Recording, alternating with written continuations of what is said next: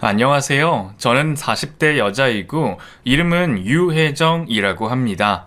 제 신분을 밝히기가 좀 그래서 사는 곳은 얘기할 수 없기도 하고 이곳에 사연을 보내는 게 맞는 건지 사실 많이 고민도 했습니다. 하지만 이렇게라도 얘기하지 않으면 제 마음이 편할 것 같지 않고 먼저 떠나간 남편과 시동생의 얘기를 많은 분들이 알아주셨으면 하는 마음에 이렇게 용기를 내서 사연을 적어봅니다. 사실 이 글을 적으면서도 눈물이 많이 납니다. 남편이 떠나간 지 5년이 넘었는데도 아직까지 남편 생각만 하면 가슴이 메어지고 애도 없는데 다른 사람을 만나지 못해서 혼자 살고 있거든요. 이런 제 모습이 애처로워 보이기도 하고 불쌍해 보인다고 주변에서도 많이 얘기해 주지만 남편은 제가 만난 남자 중에 가장 의리 있고 성실하고 정말 좋은 사람이라 이런 사람이 제게 또 나타날지 하는 생각도 들고 운명처럼 남자친구가 생기거나 혹시 제가 재혼을 하게 되더라도 제 남편과 자꾸 비교를 하게 될 것 같아서 쉽사리 누굴 만나는 게 용기가 나지 않는 것도 사실입니다. 사실 이렇게 혼자 살면서 저를 보고 제일 속상해하는 건 저희 부모님입니다. 아직 저는 남편과 함께 살던 집에서 살고 있는데 이곳에 오실 때마다 이사할 생각 없어?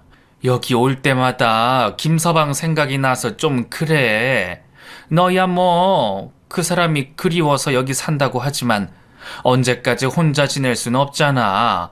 물건도 웬만한 건 싹 다 가져다 버리고 이런 거 안 버리면 그 사람이 마음 편하게 떠나겠어. 유품도 때가 되면 다 버리는 게 맞아. 그래야 저승에서도 마음 편하게 돌아다니지. 이런 거 자꾸 갖고 있으면 너도 그렇고 그 사람도 그렇고 편하게 눈 못 감아. 응? 혜정아, 엄마 말 좀 들어. 너도 이제 새 사람 만나서 인생 다시 시작해야지. 언제까지 이렇게 혼자 살래? 하면서 가슴을 치며 울곤 합니다. 그럴 때마다 저도 엄마에게 너무 미안하고 왜 내가 이런 사람을 좋아해서 이런 사람을 사랑해서 우리 가족에게 이런 상처를 주는지 그 사람이 너무 밉고 괘씸하기도 합니다. 그렇다고 해서 제가 다른 사람을 안 만나본 건 아닙니다. 사실 몇 번의 연애 기회가 있었습니다. 제가 지금 중소기업에서 과장으로 일을 하고 있는데 지금은 퇴사를 한 직원이 제게 좋다고 고백을 한 적도 있었습니다.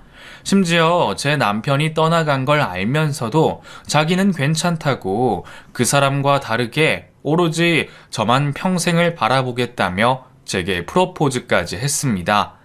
참 제가 복받은 년인데 그 사람 마음을 알면서도 몇 년을 외면하며 살았고 직접적으로 고백을 하니 오히려 거부감이 들어서 정말 미안한 마음으로 그 사람의 고백을 거절했던 기억이 납니다. 저는 아무에게도 그 사실을 말하지 않았는데 회사의 소문은 일파만파 퍼졌고 저는 그런 소문 따위에 별로 신경 쓰는 편이 아니라 그러려니 하고 다녔는데 그 직원이 일을 관두더라고요. 그렇게 일을 관두고 나니까 사람들이 아니 유 과장, 아니 진짜 김 대리가 프로포즈 했어. 근데 유 과장이 찬 거야? 하고 묻더라고요. 그런 거 아니에요. 김 대리가 회사 관둔 거 저랑은 상관없어요. 하고 100번, 1000번을 말해도 회사라는 게 그렇잖아요. 제가 입을 열면 열수록 소문만 더 커져서 퍼지는 곳이다 보니 그냥 입을 다무는 게 낫다는 생각이 들더라고요. 하지만 소문은 퍼져서 사람들은 절 보면 수근거리기 시작했죠. 탕비실에서 커피를 마시려고 뜨거운 물을 끓이는데 여직원 2명이 들어오더라고요. 그거 알아? 인사팀에 유부녀가 있는데 김 대리가 그 여자를 그렇게 쫓아다니다가 차여서 퇴사한 거래. 진짜? 웬일이야? 웃기다. 야, 그럼 그 여자도 같이 퇴사해야 되는 거 아니야? 진짜 얼굴 두껍다. 누군데? 둘이 뭐 있던 거 아니야? 그러니까 퇴사까지 하지. 솔직히 고백하고 차였는데 직장까지 관두는 게 말이 안 되잖아.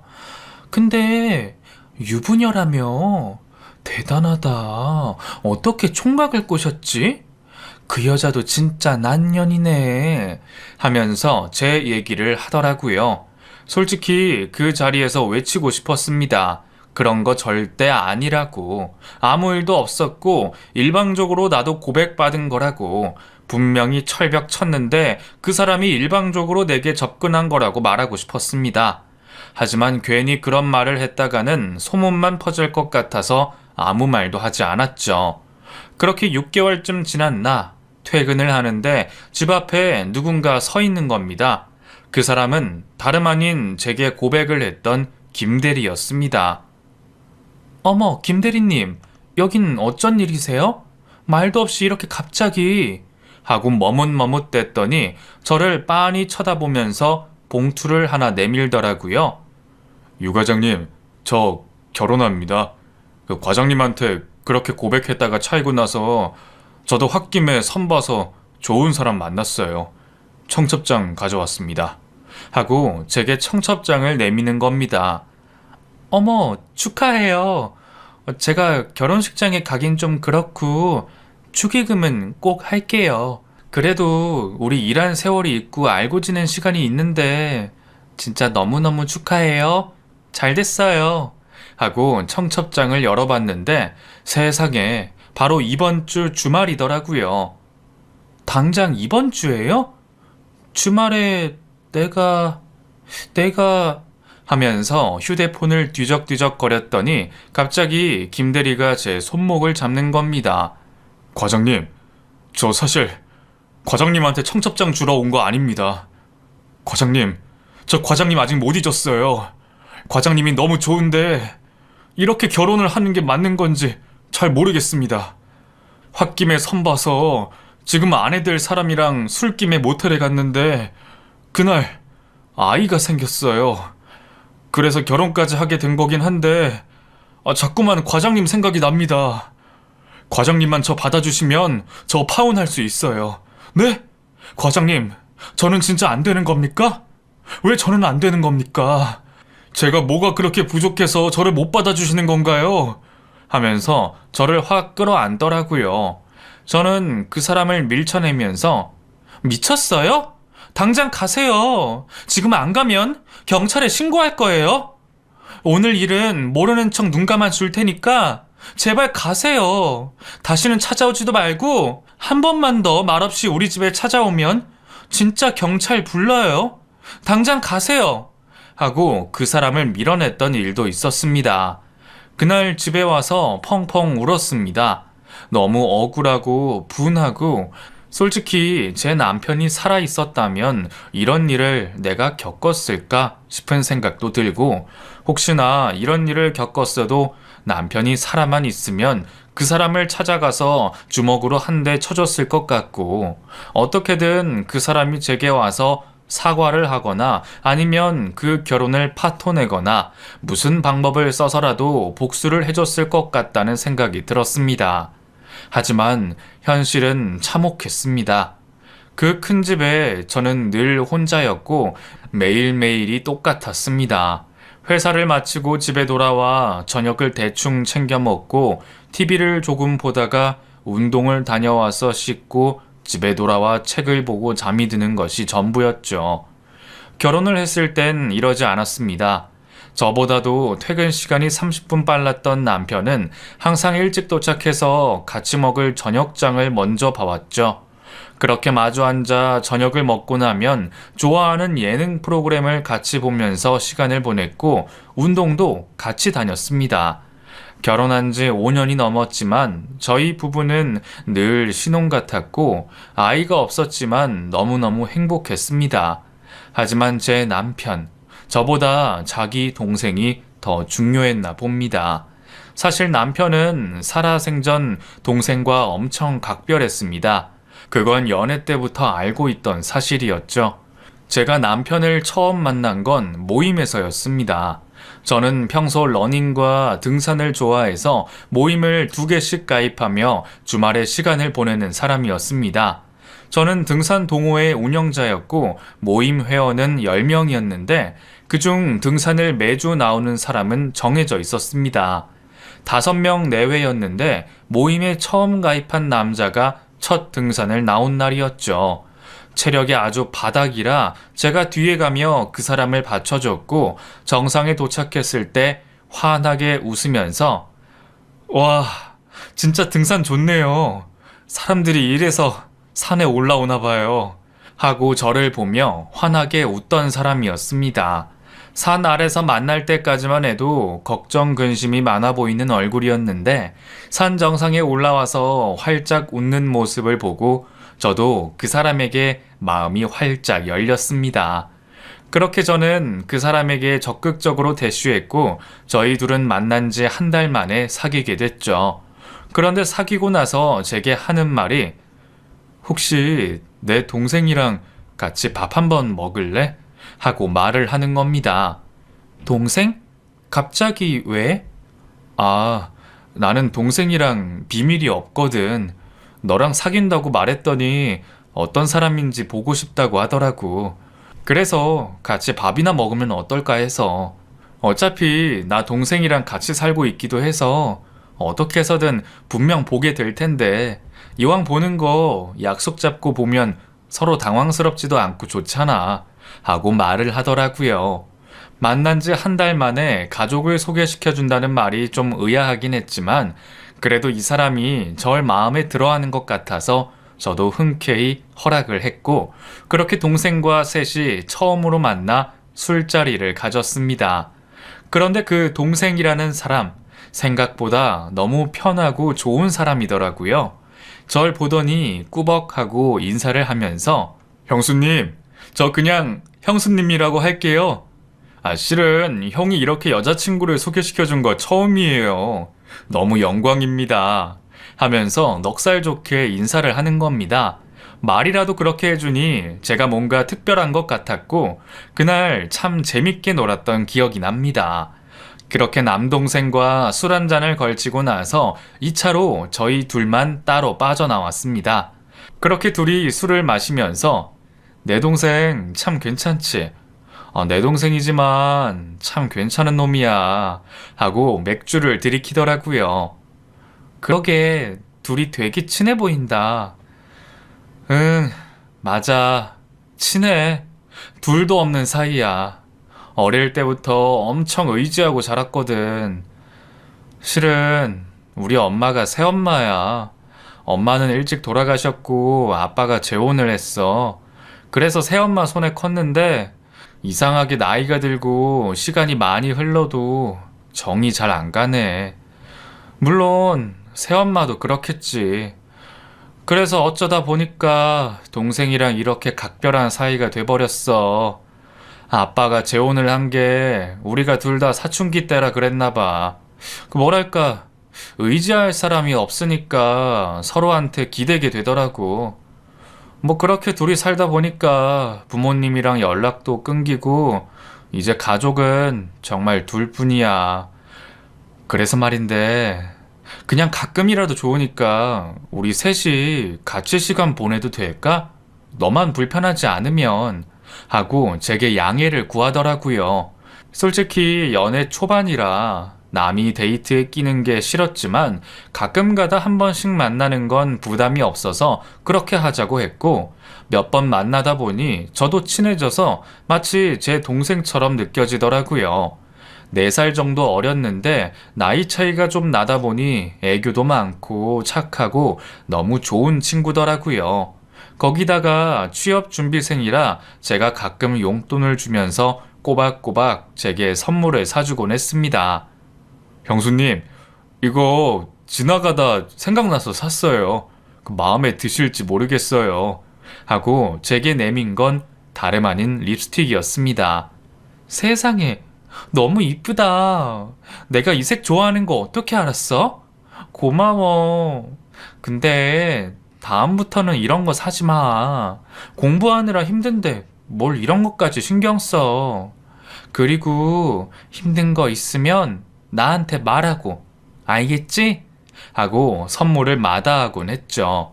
그렇게 저와 남자친구 그리고 남동생은 꽤 끈끈한 우정을 자랑했습니다. 남자친구와 3년 정도 연애를 했고 만나다 보니 그 사람이 좋아서 결혼까지 얘기가 나왔죠. 어차피 남자친구네는 동생 말고 가족과 연락을 끊어서 결혼 허락이랄 것도 없었고 저희 부모님께만 인사를 드리고 결혼 준비를 시작했습니다. 그런데 난관이 생겼습니다. 남자친구의 아버지가 어떻게 알았는지 결혼식 전에 남자친구에게 연락이 와서는 노발대발 난리를 치고 어떻게 부모한테 말도 안 하냐면서 저보고 정식으로 인사를 오라고 했다더군요. 알고 보니 시동생이 아버지와 연락을 하고 있었고 시아버지 되실 분은 그동안 뿌린 축의금이 얼만데 당연히 걷어야 한다며 모바일 청첩장이랑 청첩장은 넉넉히 수량을 만들라면서 연락을 했다더라고요. 솔직히 좀 어이가 없었습니다. 20년 넘게 연락 없던 아버지가 축의금 때문에 결혼식에 참석한다니 할 말이 없더군요. 어쨌든 낳아주시고 키워주신 분이니 결혼식 전에 찾아뵙고 인사드렸고 결혼식 당일 오셔서 축의금을 2천만 원 넘게 챙겨가셨습니다. 그런데 신기하게 그 뒤로는 주기적으로 남편에게 연락이 오더라고요. 남편은 제 앞에선 티내지 않았지만 스트레스가 심했는지 시동생에게 연락해서 아버지 진짜 왜 그러냐? 무슨 돈이 자꾸 필요하다는 거야. 형진아, 너 돈 필요한 거 있으면 내가 줄 테니까 아버지랑 연락 끊으면 안 돼? 내가 이렇게 부탁할게 하면서 동생을 설득하기도 했습니다. 그럴 때마다 밤이면 시동생이 찾아와서 형수님 미안해요. 그 아버지 문제 때문에 하고 집 안으로 들어와 남편과 몇 시간이고 얘기를 하곤 했죠. 그렇게 둘이 얘기를 하고 나면 방에서 힘없이 나와서는 물 한 컵을 마시고 집으로 돌아갔습니다. 솔직히 저는 그런 시동생이 좀 안쓰러웠습니다. 여보, 너무 그러지 마. 형진이가 아버지한테 연락하는 건 본인 마음이잖아. 당신한테 강요하는 것도 아닌데 왜 그래? 형진이는 아버지랑 연락하고 싶을 수도 있지. 하고 남편에게 말했지만 그럴 때마다 남편은 제 말을 듣지도 않았습니다. 하지만 남편과 결혼한 지 1년쯤 지났을 무렵 전 엄청난 사실을 알았습니다. 아버지 문제 때문에 계속 동생과 언쟁을 일으키던 남편이 화가 났는지 그러니까 내가 아버지랑 연락하지 말랬잖아. 그 인간이 너한테 바라는 게 뭐가 있겠어. 그깟 돈밖에 더 있어. 왜 이렇게 내 말을 안 들어? 그 인간이 뭐라고 계속 그 돈을 갖다 바치는데 하면서 소리를 치더라고요. 알고 보니 동생은 취업 준비생임에도 불구하고 알바를 하면서도 매달 집에 정기적으로 돈을 보내고 있었습니다. 그것도 아버지의 협박 때문에 말이죠. 아버지란 사람은 사정이 힘들다, 회사가 안 좋다, 몸이 안 좋다 등등의 이유를 대며 시동생에게 매달 일정 금액의 돈을 받아가고 있었고 시동생은 알바를 하면서 공부를 하느라 살이 10kg 이상 빠져가면서도 아버지가 안타까운 마음에 계속 돈을 보내고 있었습니다. 저는 그 사실을 몰랐지만 아버지가 남편에게도 연락을 하면서 돈을 요구한다는 사실을 알게 됐고 이미 시동생에게는 오래전부터 돈을 받고 있었다는 얘기를 듣고 남편이 화가 머리끝까지 날 수밖에 없죠. 결국 남편과 언쟁을 높이던 시동생은 고시원 생활을 정리하고 저희 신혼집에 방 한 칸을 내주며 저와 남편의 감시 아래 함께 살게 됐습니다. 처음엔 정말 많은 반대를 했습니다. 솔직히 친한 것과 같이 사는 건 엄연히 다른 문제라고 생각했거든요. 남편이 제게 처음 말을 꺼낼 때 심지어 너무 단도직입적이었고 미안한 구석이 하나도 없었습니다. 형진이 말이야, 내가 생각을 해봤는데 우리 집으로 데리고 들어오는 게 맞는 것 같아. 형진이 시험 합격할 때까지만, 딱 그때까지만 우리가 같이 살자 하고 말을 하더군요. 뭐? 형진이를? 그게 무슨 소리야? 우리 지금 결혼한 지 2년도 안 됐고 신혼이야. 네가 동생 좋아하는 거 알고 형진이 착하고 좋은 애인 거 나도 알아. 근데 이건 아니지. 엄연히 우리 같이 사는 집이잖아. 근데 이렇게 갑자기 집에 데리고 와서 살자고 말하는 게 어딨어? 아무리 형진이랑 친하게 지내도 나한텐 형진이는 시댁 식구고 성인 남자야. 이런 말 어떻게 들릴지 모르겠지만 만약 네가 회사 가고 내가 휴가일 때 형진이랑 둘이서 집에 있는 나는 그 어색함은 어떡할 건데? 나도 집에서 혼자 쉬고 싶고 시간을 보내고 싶을 때가 있잖아. 근데 형진이가 있으면 그게 되겠어? 나 절대 반대야. 하고 강하게 거부했죠. 근데 남편이 바로 제 앞에 무릎을 꿇더라고요. 그럼 딱 1년만, 아니 6개월만. 나 진짜 불안하고 걱정돼서 안 되겠어. 형진이 저 새끼 지금 우울증이 너무 심한 것 같아. 내가 퇴근하고 매일매일 집에 찾아가는데 고시원이 엉망이야. 그 좁은 방에서 무슨 짓을 했는지 집이 개판이라고. 밥도 제대로 못 먹고 심지어 고시원에서 소란도 한번 일어났었대. 형진이가 며칠 동안 방 밖으로 안 나와서 고시원 총무가 노크를 했는데 그 안에서 절규하는 소리가 들렸나 봐. 그래서 문을 부시고 들어갔는데 형진이가 하면서 눈물을 흘리더라고요. 그 말을 들으니 등이 오싹해졌습니다. 말도 안 되는 소리라고 생각했습니다. 세상을 등진다는 게 쉽지 않은 선택인데 늘 제 앞에서 밝고 명랑한 형진이가 대체 왜 그런 시도를 했는지 믿어지지가 않았죠. 남편이 그렇게까지 말하는데 이 부탁을 거절할 수 없었습니다.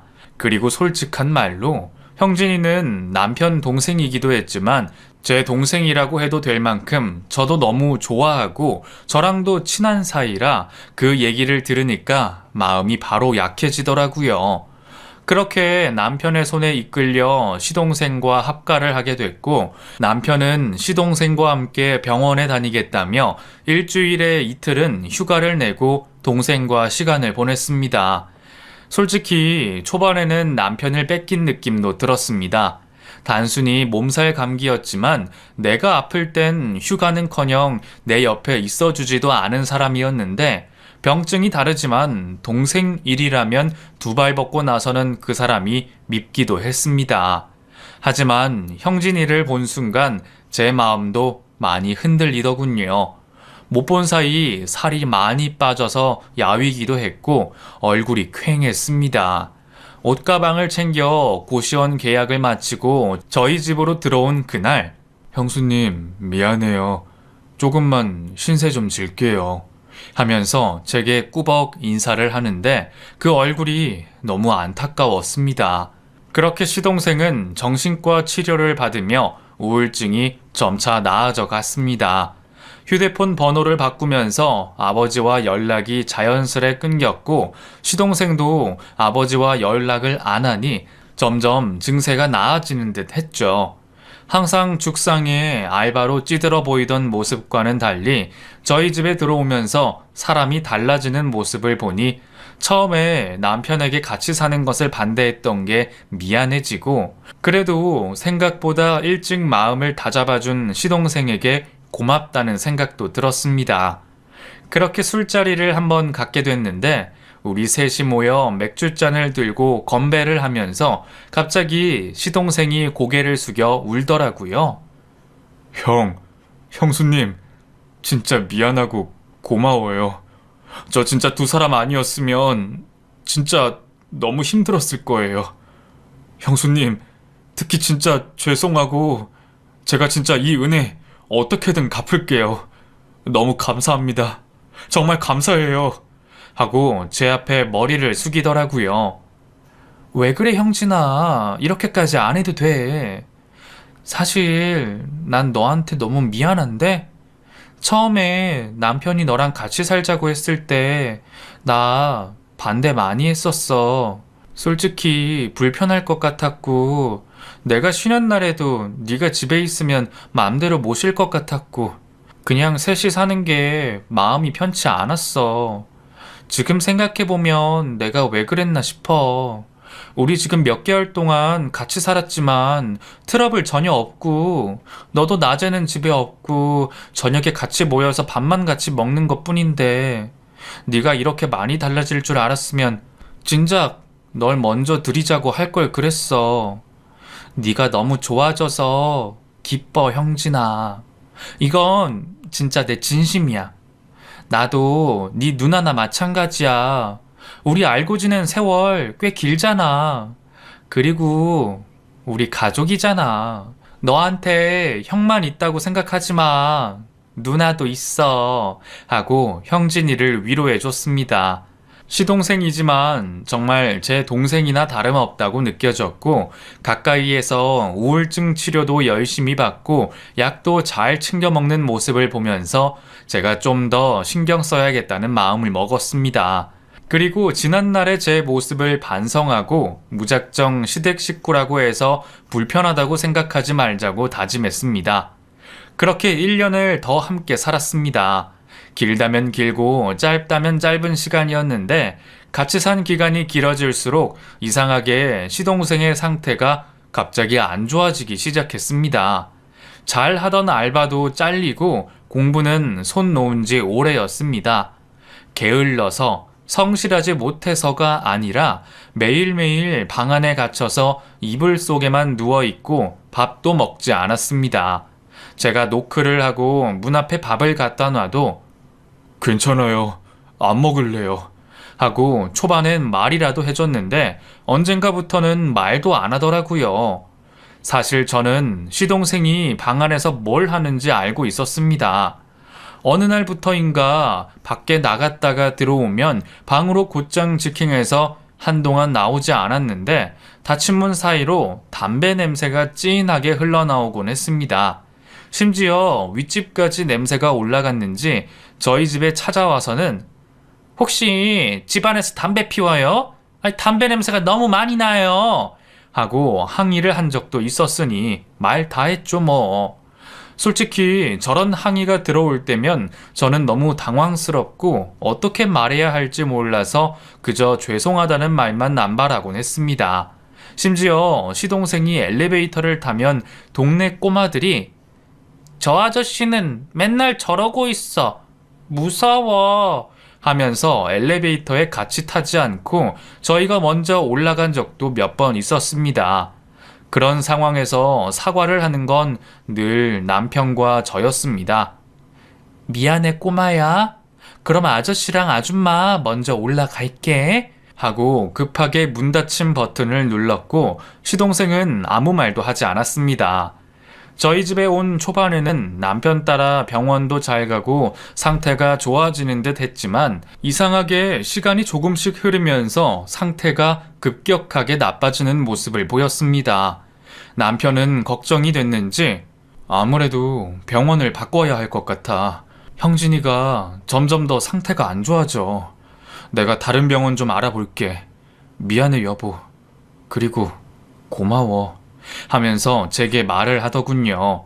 솔직히 병원을 알아보는 거야 어려운 일이 아니었지만 남편이 너무 동생에게 매달려 있는 모습이 너무 안쓰러워 보였습니다. 시동생이 집으로 들어온 후 남편도 덩달아 우울증 증상이 있는 것처럼 보였거든요. 전 의사가 아니라 잘 모르지만 남편은 정말 다정다감하고 애교도 많고 밝은 사람이었습니다. 그런데 시동생과 합가를 한 이후 저를 만나고 나서 끊었던 담배를 다시 피우기 시작했고 잠들기 전 항상 소주 한 병씩을 마시고 잠에 들었습니다. 제가 술을 못 마시게 하면 딱 한 잔만 마시고 잘게. 한 잔만. 하고 애원하다가 술병을 뺏으면 밤새도록 잠들지 못하곤 했죠. 솔직히 시동생도 많이 걱정됐지만 저한테는 남편이 먼저라 그런지 남편한테 더 손이 많이 간 게 사실이었습니다. 하지만 이런 것들이 전부 무용지물이 돼버리는 사건이 일어나고 말았습니다. 시동생은 하루 종일 방 안에서 밥도 안 먹고 있다가 밤 8시쯤 되면 편의점에 가서 꼭 술과 담배 그리고 삼각김밥 같은 걸 사오곤 했거든요. 제가 퇴근하고 나서 저녁을 준비하고 있으면 그때 쓱 나갔다 들어오곤 했습니다. 근데 8시가 돼도 나오질 않더라고요. 형진아, 너 저녁 안 먹어? 하고 노크를 했지만 대답이 없었습니다. 그런데 사람 촉이라는 게 어쩜 이럴 때 발동을 하는지 뭔가 큰일이 일어난 것 같다는 생각이 들더라고요. 문을 당장이라도 열어보고 싶었지만 뭔가 등골이 오싹해지고 도저히 문을 열 자신이 없었습니다. 저는 그 자리에서 바로 남편에게 전화를 걸었습니다. 여보, 빨리 집으로 와, 빨리! 하고 더듬더듬 거리자 남편이 30분도 안 돼서 집으로 달려왔습니다. 그리고는 시동생이 지내는 방문을 벌컥 열었는데 그때 남편의 울음소리가 들렸습니다. 그것도 아주 서럽게 우는 목소리로 형진아! 형진아! 이 새끼야! 정신 차려 형진아! 하면서 펑펑 울더군요. 저는 도저히 그 광경을 보지 못하고 그 자리에서 119에 신고를 했습니다. 바로 구급차가 저희 동네로 왔고 시동생은 얼굴이 하얗게 질려 있었습니다. 침대 위는 온통 피범벅이 돼 있었죠. 그렇게 시동생은 말도 안 되는 선택을 했습니다. 그것도 아주 젊은 나이에 말이죠. 남편은 그 모습을 직접 보고도 믿지 못했습니다. 장례를 치르는 내내 시동생이 남긴 유서만 손에 쥐고 펑펑 울기만 했습니다. 그 유서에는 자기가 모아둔 돈 500만 원을 저희에게 주고 싶다면서 통장 비밀번호랑 카드를 올려뒀더라고요. 그리고 고맙고 미안하다는 말을 함께 적어뒀습니다. 어떻게 소식을 아셨는지 장례식에는 시아버님이 찾아오셨습니다. 아버님은 오시자마자 제 남편의 뺨을 세게 치며 너 때문이야 이 새끼야. 그러니까 왜 잘 사는 애를 데려다가 왜? 하면서 바닥에 누워 펑펑 우시더라고요. 그렇게 장례는 정신없이 치러졌습니다. 사고사도 아니고 스스로 세상을 등진 경우엔 손님이 많이 오는 편이 아닌데 아버님이 손님을 많이 부르신 건진 몰라도 장례식은 꽤 시끌벅적했습니다. 시아버지 친구들이 모여서 술을 많이 드셨고 새엄마라는 분은 오지도 않으셨습니다. 남편은 술 마시는 아버님과 친구들의 모습을 보면서 나쁜 새끼, 여기서까지 저렇게 나쁜 새끼 하면서 곧 한 대 칠 것처럼 몇 번이고 주먹을 쥐었습니다. 어린 시절부터 가정폭력에 시달린 남편과 시동생은 아버지를 증오했었습니다. 힘으로 이길 수 있는 나이가 됐지만 두 사람은 어떤 이유 때문인지 아버지를 절대 치지 않았고 그저 큰 소리만 낼 뿐이었죠. 하지만 그 당시 그런 것들은 눈에 들어오지 않았습니다. 그냥 허망하더군요. 사람이 이렇게 한순간에 갈 수 있다는 게 솔직히 저는 시아버지라는 사람을 가족이라고 생각하지도 않고 그냥 남이라고 생각했는데 장례를 마치고 부조금 비용을 정리하면서 그 와중에도 돈돈거리는 시아버지의 모습을 보니 정말 할 말이 없었습니다. 저도 참다 아버님 진짜 너무하세요. 사람이 죽었어요. 사람이 죽었는데 어떻게 부조금만 챙기세요? 제가 이런 말씀까지는 안 드리려고 했는데 형진이 이렇게 된 거 아버님 때문이에요. 이 사람이 얼마나 형진이 잡으려고 애썼는지 아세요? 아버님 죄책감 느끼기 싫어서 이 사람한테 전부 떠넘기지 마세요. 형진이 떠난 건 아버님 때문이니까요. 하고 자리를 박차고 일어났습니다. 시아버지는 제 등 뒤에 대고 저년은 뭔데 짓거리는 거냐? 저런 년을 와이프라고 데리고 왔어? 시아버지를 개똥으로 보고 앉아있네. 아유, 네가 보는 눈이 그렇지 뭐. 하면서 그 와중에도 남편 탓을 하더라고요. 그렇게 장례를 치르고 발인까지 하고 나니 정말 시동생이 떠났다는 게 실감이 났습니다. 하지만 저보다 더 시동생의 죽음이 와닿는 사람은 바로 남편이었겠죠. 남편은 정말 정신을 못 차리더군요. 정말 밤마다 울었습니다. 자다가도 벌떡 깨서는 계속 동생 이름을 불렀습니다. 결국 저는 남편을 설득해서 정신과 치료를 받게 했고 선생님께서는 더 일찍 왔어야 했는데 지금이라도 최선을 다해보겠다며 저를 위로해 주셨죠. 그렇게 저는 회사까지 그만두면서 남편의 치료에 최선을 다했습니다. 이 사람은 적어도 제가 지켜야겠다는 생각에 정말 밤낮 가리지 않고 좋은 음식이며 명상이며 심신치료며 할 수 있는 건 다 했죠. 그렇게 1년이 조금 안 될 무렵이었습니다. 항상 24시간 붙어 있으며 남편과 함께 했던 저였는데 그날은 남편이 장 보러 가는 게 조금 힘들다면서 제게 혼자 다녀오라고 하더군요. 괜찮다고 걱정 말라고 책 한 권을 보며 잘 있을 수 있다는 말에 저는 집안 CCTV를 켜두고 밖으로 나갔습니다. 그 전에도 종종 그렇게 외출한 적이 있었고 남편 역시 CCTV가 있다는 사실이 불편하지 않다고 했기에 동의하에 설치한 것이었죠. 그렇게 남편을 두고 오랜만에 홀로 나와 마트에서 이것저것 사고 집에 도착했는데 아파트 입구에서 사람들이 모여 있고 구급차가 와 있더라고요. 저는 직감적으로 알 수 있었습니다. 남편 때문이라는 사실을요. 저는 사람들을 밀치고 사건 현장을 들어갔고 화단에 떨어져 있던 남편을 다급히 구급차에 실어 옮기고 있었습니다. 저 이 사람 아내예요. 저도 데려가 주세요. 어떻게 된 건데요? 하고 장바구니를 던지고 구급대원에게 물었습니다. 자세한 건 병원 가서 확인해 보셔야 할 것 같아요. 저희도 신고받고 온 거라서요. 우선 타시죠. 하고 저를 태우고 병원으로 갔습니다. 가는 내내 구급대원분들이 계속 응급처치를 하셨는데 그런 것들은 하나도 눈에 들어오지 않았습니다. 우선 병원에 도착하자마자 바로 수술실에 들어갔고 남편은 7시간에 걸친 수술을 진행했습니다. 하지만 수술실에 들어간 뒤 남편을 마주한 곳은 다름 아닌 영안실이었죠. 모든 게 거짓말 같았습니다. 몇 번이고 제 뺨을 때리고 꼬집어도 남편은 돌아오지 않았습니다. 전 남편 장례에 참석하면서도 뒷방에 앉아 아무것도 하지 못했습니다. 계속 울기만 했고 밖에 나오지도 않았습니다. 시아버님도 오시지 않아서 혼주도 없었지만 남편이 떠났다는 사실을 저희 가족 외의 사람들에게 알리지도 않아서 장례식은 3일 내내 텅 비어 있었습니다.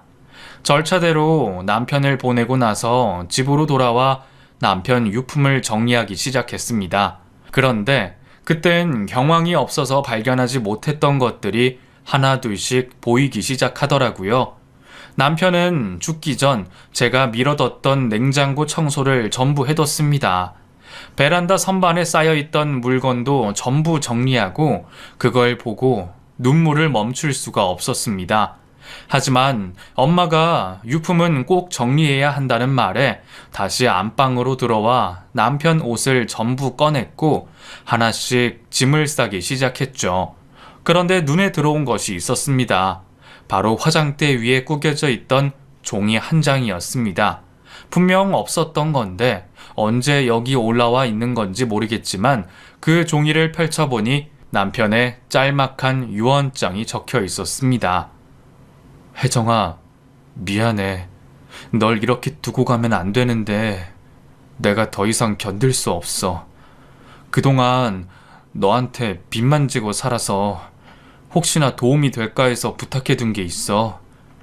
혜정아, 이거 발견하면 집 앞에 있는 경찰서로 가. 내가 전부 얘기해뒀어. 라는 짤막한 쪽지였죠.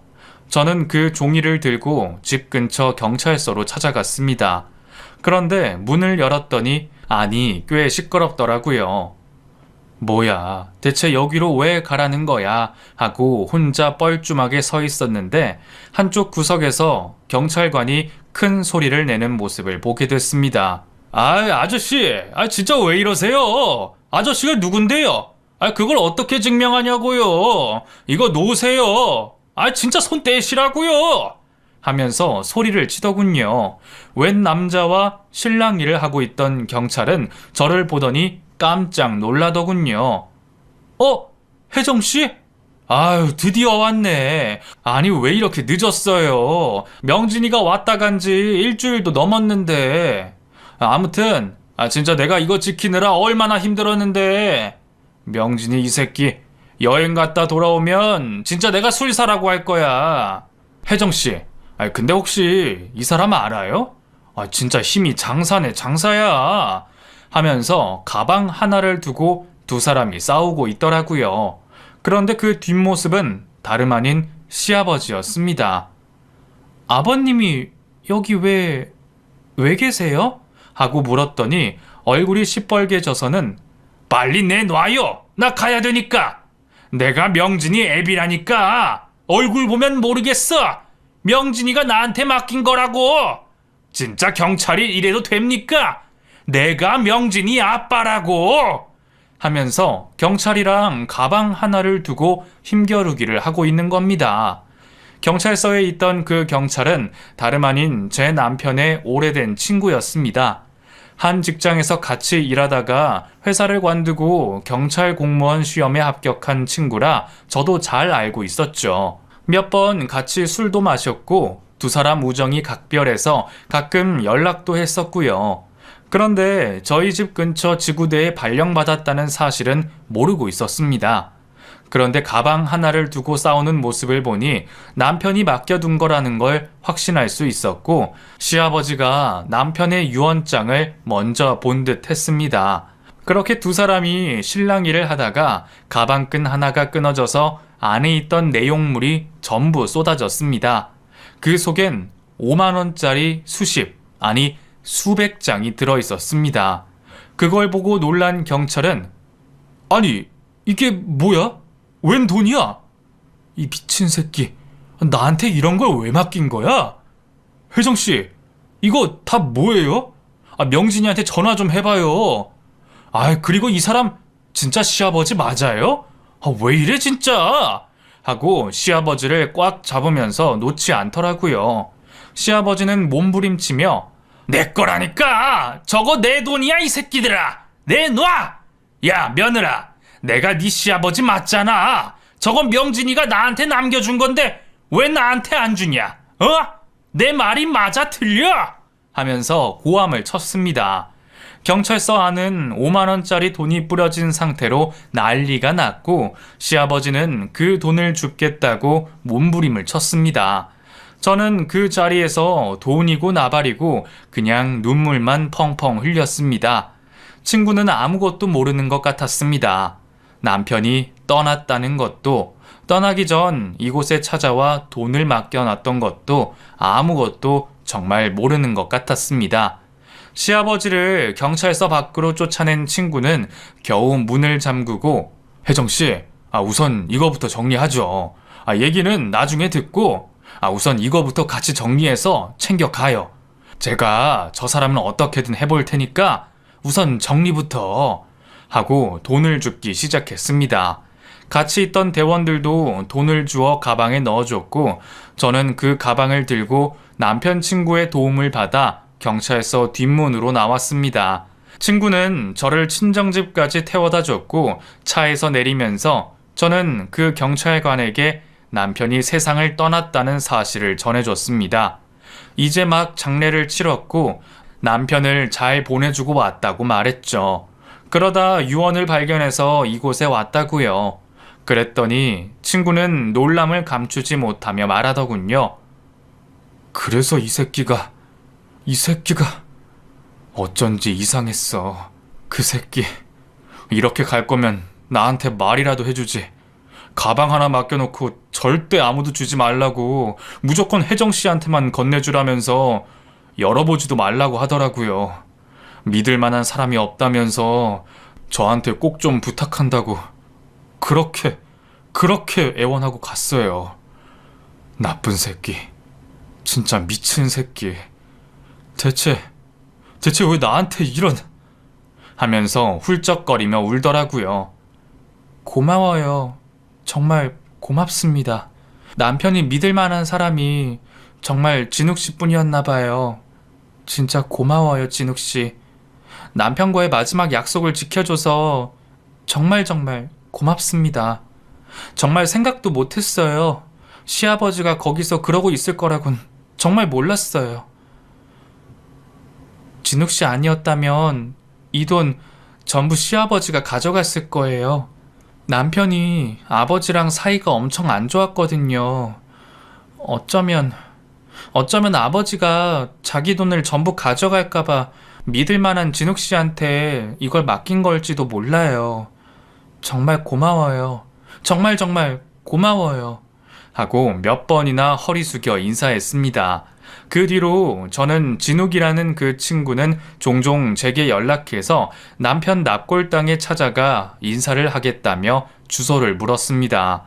그리고 시아버지가 제게 접근하지 못하도록 수시로 순찰을 돌며 접근 금지 신청을 할 수 있게 도와줬습니다. 그 가방 안에 돈이 들어있는 돈은 총 1억 3천, 남편이 모아둔 전 재산이었습니다. 시아버지는 돈을 보고 눈이 돌아가서 제게 몇 번이나 전화를 하고 협박을 했지만 다행히도 제가 전화번호를 바꾸고 경찰까지 대동해서 제 주변에 얼씬을 못하게 하니 더 이상은 연락하지 않더군요. 그렇게 남편이 떠나간 지 벌써 꽤 오랜 시간이 지났습니다. 제 인생에서 가장 소중했던 사람 2명을 떠나보내고 나니 정말 사는 게 뭔가 싶은 생각이 들 때도 있었습니다. 하지만 저는 남편과 같은 생각을 하지 않을 겁니다. 제가 2사람 몫까지 열심히 살아야 하니까요. 남편이 꼭 그렇게 해달라고 제게 부탁했으니까요. 제가 앞으로도 잘 살아갈 수 있도록 용기 한마디씩 해주시면 감사하겠습니다. 그리고 이 소중한 돈을 제게 남겨주고 간 남편에게도 비난보다는 그동안 잘 버텼다고, 그곳에서 편하게 잘 지내라고 위로의 말을 해주셨으면 합니다. 긴 사연 들어주셔서 감사합니다.